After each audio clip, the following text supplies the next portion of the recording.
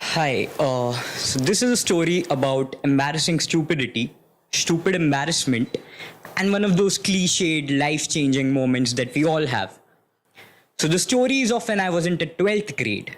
I was a commerce student, so after the oh so difficult 11th grade, it was time for me to slog it out for another year to face the ever dreaded board examinations.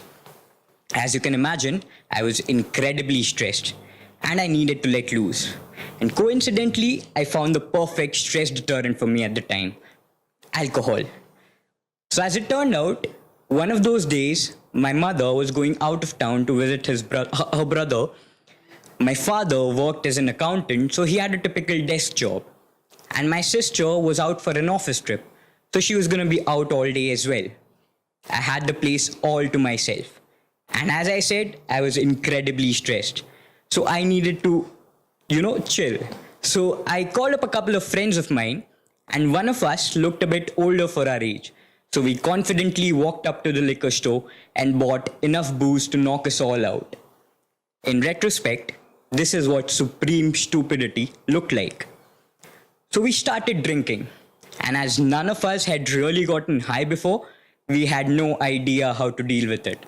So much so that we hardly had any recollection of what went down.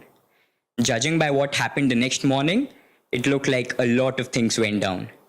So when I woke up the next day, my father had already left for his work. I found my right shoulder in a sling and I was befuddled. I had no idea what happened. So my elder sister, she refreshed my hazy memory and told me that I had dislocated my right shoulder.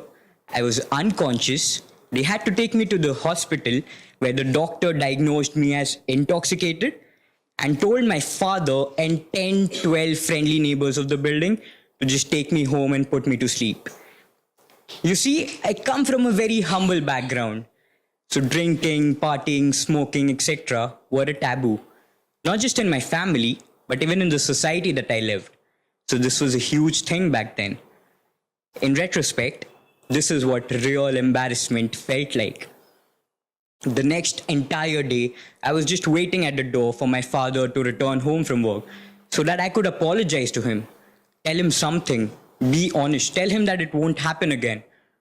Honestly, I was scared too.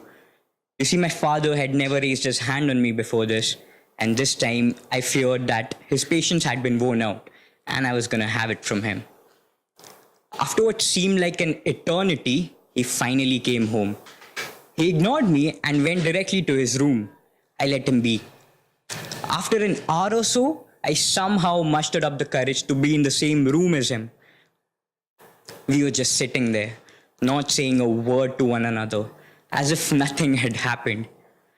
After what seemed like another eternity, I just managed to say, "Papa." He looked at me, boiling with rage.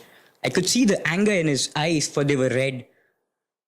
"Sorry, Papa," I said in a hardly audible voice. This was it. My father was going to slap me, and I was prepared for it.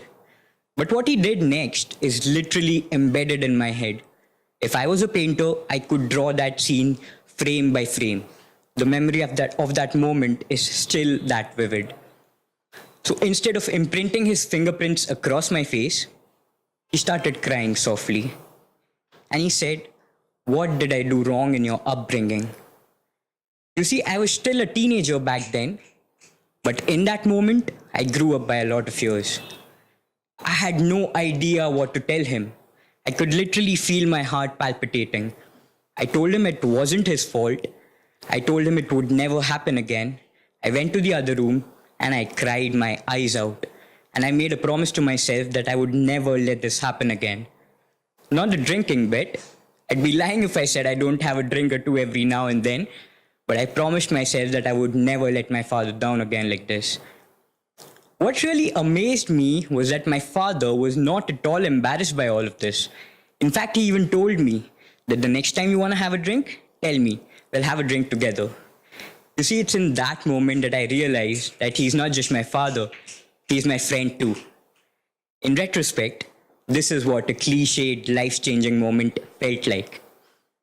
I'd like to wrap this anecdote by saying that I could never really thank my father enough for what he did for me. And no, I've not been idealistic ever since. I've made my share of mistakes.